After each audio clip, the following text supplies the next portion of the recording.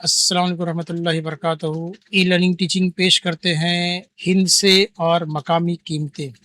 ये मैथ्स का पहला चैप्टर है। आइए अददों से खेलिए। उसी के अंदर ये एक मश्क है, हिंद से और मकामी कीमत पहचानना। तो जमात है चाहरुम और मजमून है रियासी। चलिए आज हम हिंद से और मकामी कीमतें मालूम करते हैं। तो सबसे पहले हिदायत दी गई यहाँ पे सवाल नंबर 3 हिदायत दी गई, हिंद से और इनकी मकामी कीमतें दी हुई हैं, इसकी मदद से अदद तैयार कीजिए। ठीक है, इसकी मदद से हमको अदद तैयार करना। अब यहाँ पे सबकी कीमतें दी गई है। अब हम यहाँ देखते हैं, सबसे पहले यहाँ लिखा है 9 लिखा है और इसके बाजू में है लिखा है। है का मतलब होता है 1000, 9000। फिर 7 सीन यानी सैकड़ा। उसके बाद जमा 6 दाल, दाल मतलब दहाई यानी 6 दहाई। और 5 के बाद यहाँ पे अलिफ लिखा है, इसको एक मत पढ़ना, अलिफ लिखा हुआ है। 5 अलिफ यानी इकाई। अब उर्दू में जो है अलिफ और एक जो है वो दोनों भी मिलते जुलते हैं, इसलिए यहाँ पर आप गड़बड़ मत करना। ये अलिफ का मतलब है ये एक नहीं है, ये अलिफ है। ठीक है, ध्यान में रखना। तो अब यहाँ पर 9000 दिया हुआ है तो हम लिखेंगे 9, क्योंकि हमको अदद बनाना है, अदद तैयार करना है। यहाँ पे 7 सीन यानी 700, तो 9000 के बाद 100 वाला लिख देंगे हम। और फिर 6 दहाई तो 6 लिख देंगे इसके बाद। और यहाँ पर 5 इकाई तो लिख देंगे 5। तो ये हो गया 9765। ठीक है, उसके बाद दूसरा सवाल देखते हैं हम। दूसरे सवाल में क्या दिया, यहाँ पे 6 है यानी 6000, तो हम 6 लिख देंगे। उसके बाद वो दिया 3 सीन तो यानी 3 सैकड़ा, तो हम 1000 के बाद सैकड़े को लिख देंगे 3। उसके बाद दहाई में क्या दिया, दाल सिफर दिया, तो सिफर का सिफर लगा देंगे। और इकाई में दिया 4 इकाई, तो हम 4 का 4 लिख देंगे। इस तरीके से हमारा दूसरा सवाल भी हो गया। अब तीसरे सवाल में क्या दिया है, यहाँ पर पहले यहाँ पे 9000 और यहाँ पे 6000 दिया है, लेकिन यहाँ पर 5 सैकड़ा दिया। अब बच्चे क्या गलती करते, ये 5 यहाँ पे दिया है तो ये क्या करते हैं बच्चे, सीधा 5 उठा के यहाँ लिख दिए। अब लोग ये देखते नहीं कि सीन है, बस यहाँ से सर ने कैसा लिया, यहाँ से 9 उठाए, यहाँ पे लिख दिए 9। 7 उठाए, लिख दिए यहाँ पे 7। 6 लिखे तो यहाँ से लिख दिए 6 और 5 को 5। तो जो तरतीब यहाँ दी गई उसी तरतीब से लिखते हैं। लेकिन अब यहाँ पर दोनों की तरतीब जो सही है, लेकिन यहाँ आके तरतीब जो बदल गई। यहाँ पर उसने 1000 की जगह क्या कर दिया, सैकड़ा दे दिया। तो अब हमको ये सैकड़े को 5 उठाकर यहाँ नहीं लिखना। बच्चे क्या करते, ये 5 उठा के लिख दिए, सर ने बताया था यहाँ से उठा के लिखना, ये 5 उठा के यहाँ लिख दिए, ये 4 उठा के यहाँ लिख दिए, और ये 1 उठा के इधर, ये दहाई इकाई, ये 1 नहीं तो ये सिफर है, सिफर लिख देंगे। और ये 3 का 3 लिख देंगे, तो ये हो गया। लेकिन ये सवाल गलत है, इस तरीके से नहीं होगा। हमको सिस्टमेटिक जो तरीका हमें सिखाया गया है, जो सीखा हमने तुमको बताया, वही तरीका करना है। सबसे पहले 1000 वाले को उठाना है, सबसे पहले 1000 ही आएगा, चाहे सैकड़ा यहाँ पर हो चाहे इकाई यहाँ पर हो, लेकिन हमको यहाँ पर 1000 वाले को सबसे पहले लिखना है, तो 4 लिख देंगे। उसके बाद सैकड़ा तो 5 सैकड़ा। उसके बाद दहाई को सबसे आखिर में रख दिया और इकाई को उसके पहले कर दिया, तो हमको दहाई पहले लेना है। तो कितनी दहाई है, 3 दहाई है। और ये इकाई में क्या दिया, सिफर, तो यहाँ पे सिफर लिख देंगे। तो हमारी ये रकम बनेगी 4530। अब अगले सवाल को देखते हैं। तो यहाँ पर क्या दिया है, यहाँ पे 1000 को पहले दे दिया था, यहाँ पे सैकड़े को पहले दे दिया था, अब यहाँ पर इकाई को पहले दे दिया। इसको 51 नहीं पढ़ना, ये 5 इकाई है, तो इकाई सबसे पहले लिख दिया। तो हमको इस पूरे सवाल में हमको ढूंढना है 1000 का है, क्योंकि सबसे पहले हमको 1000 ही लिखना है। 1000 चाहे पहले हो, चाहे बीच में हो, चाहे दरमियान में हो, चाहे आखिर में हो, हमको 1000 इस लाइन में ढूंढना है। तो यहाँ पर 1000 हमको दिखाई दे रहा है, 8 है, तो 8 है यानी 8000, 8 को लिख देंगे। उसके बाद सैकड़ा, भले यहाँ पे इकाई पहले है दहाई बाद में, लेकिन हमको सैकड़े को पहले लिखना है, क्योंकि 1000 के बाद सैकड़े का नंबर आता है। तो सैकड़ा यहाँ पे यानी सीन क्या है, सिफर दिया है, तो ये सिफर का सिफर उठा के लिख देंगे। उसके बाद दहाई का 7 यहाँ पर लिख देंगे, और उसके बाद इकाई का 5 तो उसको यहाँ लिख देंगे। अगर ये आप रकम लिखते हैं तो ये बिल्कुल सही है, इसके अलावा कोई रकम लिखते हैं तो गलत हो जाएगी। अब आखिरी सवाल देखो, यहाँ पे क्या दिया है, 5 इकाई और 5 सैकड़ा और 5000 और 5 दहाई। तो हमको यहाँ पे भी सबसे पहले 1000 वाले को लेना है। 5000 तो यहाँ लिखेंगे 5000। 1000 वाले के बाद आएगा सैकड़ा, तो 5 सैकड़ा। फिर दहाई वाला आएगा तो 5 दहाई, और फिर इकाई तो 5 इकाई। इस तरह से हमारा 5555 जवाब इसका आएगा। तो बच्चों आपको यहाँ समझ में आ रहा है कि हमको सबसे पहले 1000 की रकम को ढूंढना है, चाहे वो पहले लिखे रहे, चाहे बीच में लिखे रहे, चाहे आखिर में लिखे रहे, कहीं भी लिखे रहे, पहले 1000 का हम लिखेंगे। देखो यहाँ पे 9 है यानी 9000, 9 पहले यहाँ पे आया। 6 है यानी 6000, 6 पहले आया। 4 है यानी 4000, 4 पहले आया। 8 है यानी 8000, 8 पहले आया। 5 है यानी 5000 पहले आया।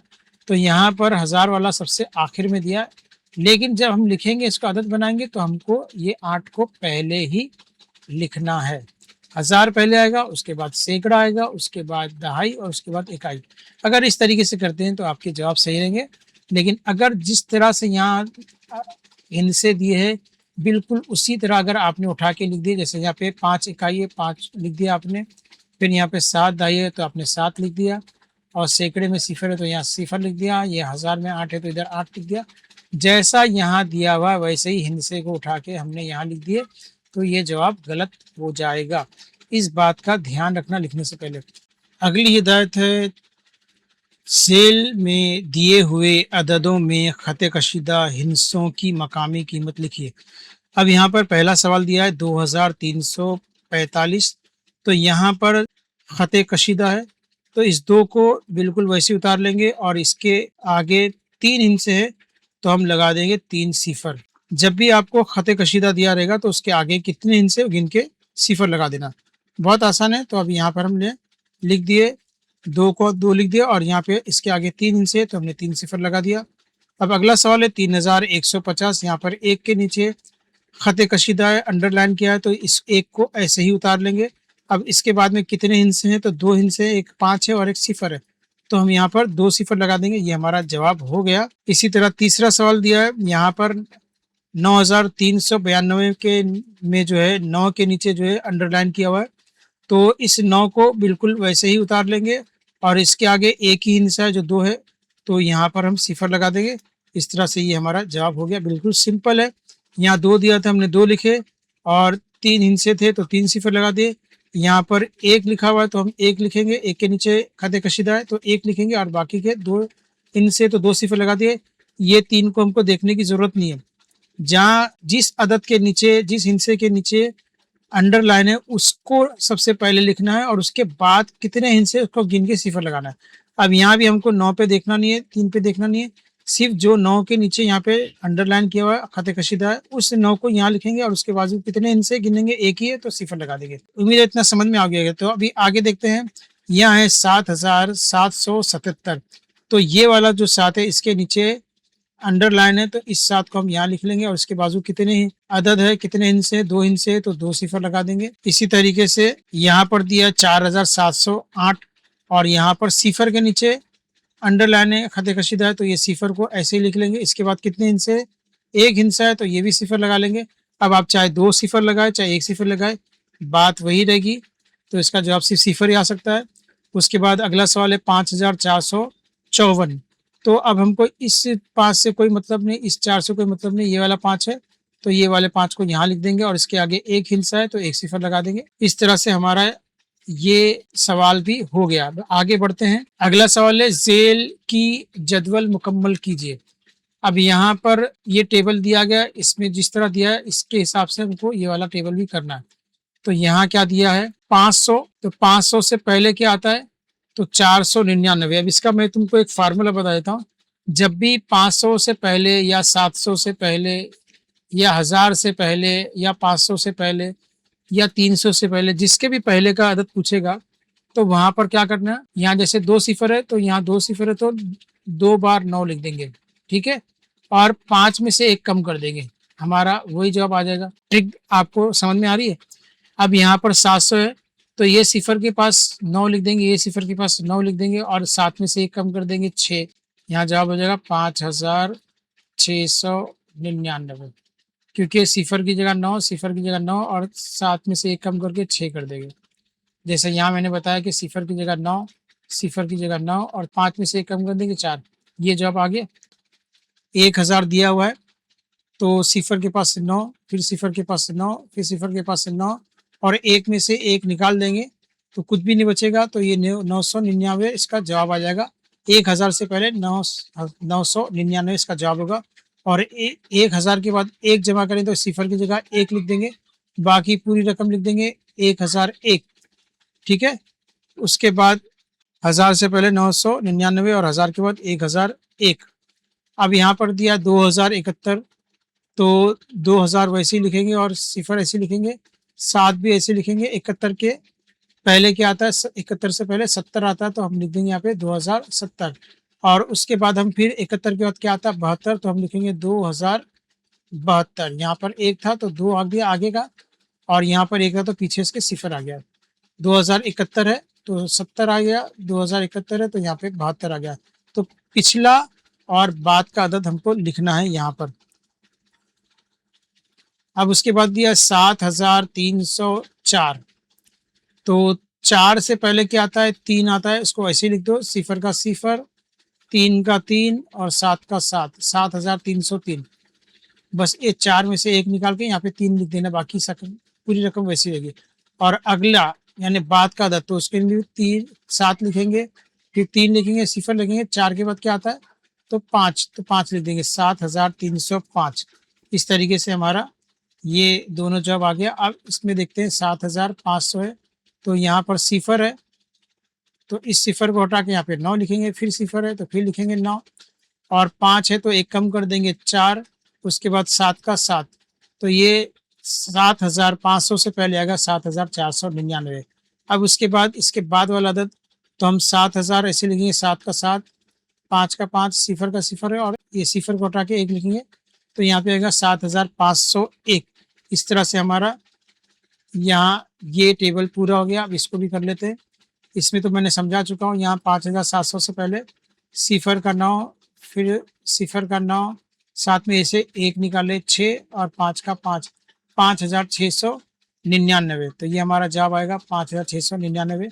और यहाँ पर 81 है तो 80, 81 से पहले 80 आता है, तो हम यहाँ लिख देंगे 6780, और 81 के बाद 82 आता है, तो हम यहाँ लिख देंगे 6782। अब उसके बाद अगली हिदायत है, मुंदरजा झेल अददों में से 3556 और 4556 इनके दरमियान वाक़ई अददों के गिर्द दायरा बनाइए। तो जो भी इन रकमों के बीच में रकम आ रही है उसके ऊपर हमको दायरा बनाना है। यहाँ पे चंद रकम दी गई है, जो रकम इससे पहले की होगी या जो रकम इसके बाद की होगी उस पर हमको दायरा नहीं बनाना।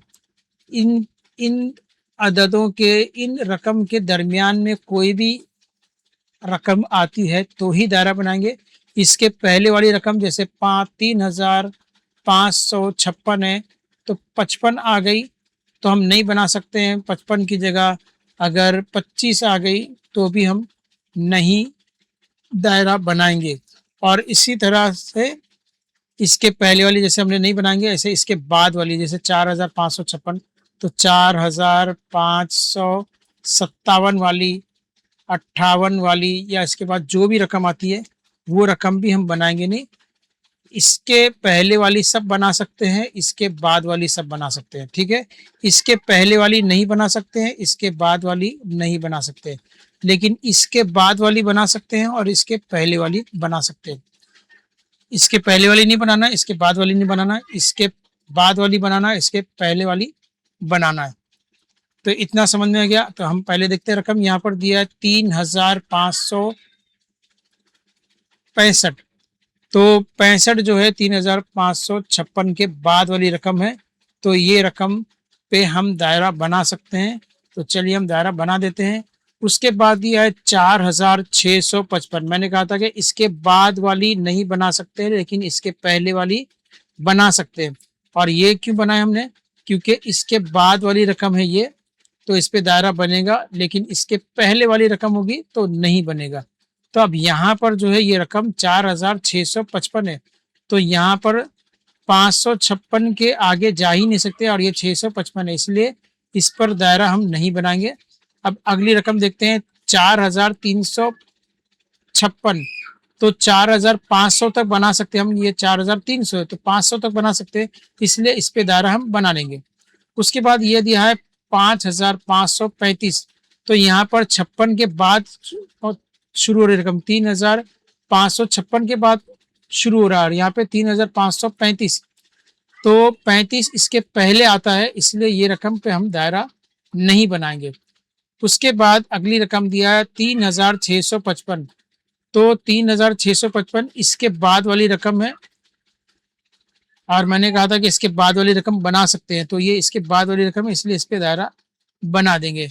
इस तरीके से हमारा ये सवाल भी हल हो गया। अब आखिरी सवाल हमारे पास बचा। अगला सवाल है अददी खत पर वाक़े चौकोन में सही अदद लिखिए। तो यहाँ पर कुछ रकमें दी गई है और कुछ रकमों को हमको यहाँ पर लिखना है।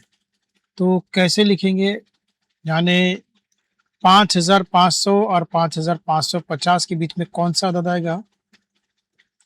5,575 और 5,625 के बीच में कौन सा आएगा?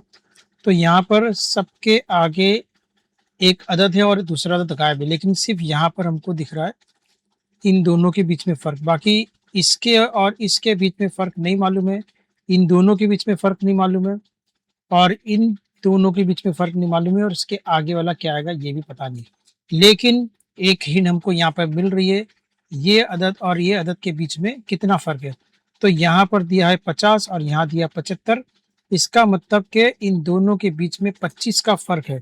तो अब हम देखते हैं कि अगर हम यहाँ पर 25-25 मिलाकर यहाँ पर इस सवाल को हल करते हैं, तो क्या ये बाकी जो पहले से लिखी हुई रकम है, वो भी बराबर से आते हैं, वो भी बराबर से उनका जवाब आता है क्या, देखेंगे। चलो 5,500 में 25 मिला देते हैं। जैसे इन दोनों में 25 का फ़र्क है, तो हम इसमें 25 मिलाएँगे तो यहाँ 50 आया, यहाँ 25 आएगा, तो 25 का फ़र्क हमको मालूम पड़ेगा।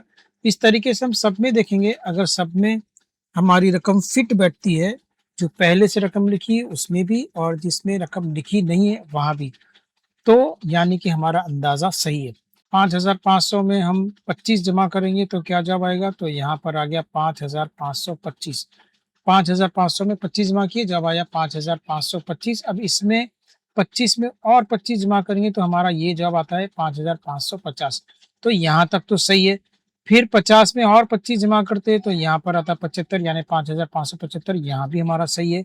अब इसमें 25 मिलाएँगे तो कितना आता है देखेंगे। 5,575 में 25 मिलाएँगे तो 5,600 आएगा और 600 में 25 मिलाएँगे तो 5,625, यानी यहाँ तक भी सही है।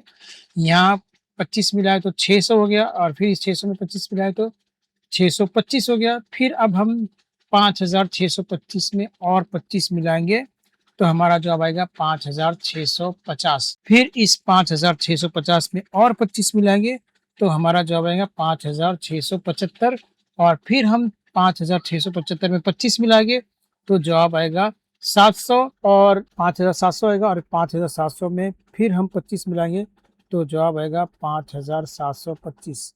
तो यहाँ तक हमारा जवाब सही है। तो हमारी पूरी मश्क हो गई है। उम्मीद है आपको ये वीडियो पसंद आया होगा। तो अगर आपको पसंद आया है तो बाकी स्कूलों में भी इस वीडियो को फॉरवर्ड कीजिए। चैनल पे नए हैं तो चैनल को सब्सक्राइब ज़रूर कीजिए। मिलते हैं अगले वीडियो में, तब तक के लिए अल्लाह हाफ़िज़।